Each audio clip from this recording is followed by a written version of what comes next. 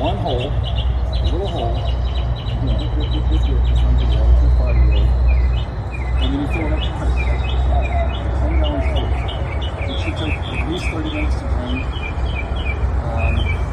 Put in 200 years ago, roughly 200 years ago, 15% of the state had so much forest in it you couldn't ride a horse through that county or whatever.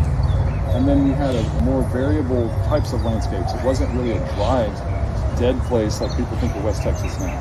It was more of a pasture land, wild land, low trees, high trees, all of these different things. A big wild place.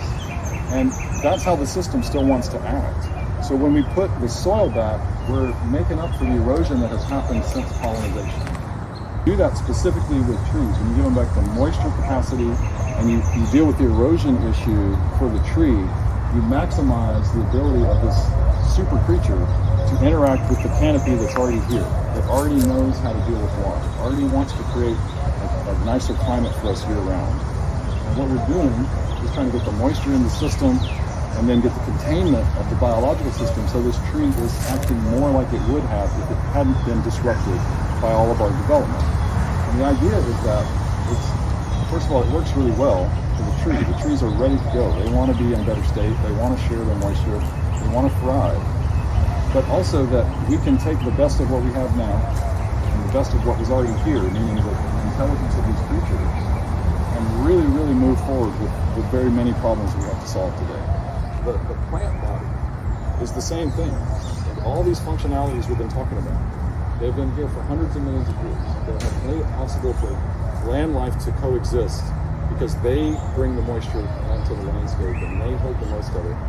But the whole process of sharing, the whole process of circulation in your own body, and again, what a biosphere is a system of components that are living components that comprise a greater living system of your own body. You know, you have your heart and your kidneys and all these different organs, but they comprise a greater living system.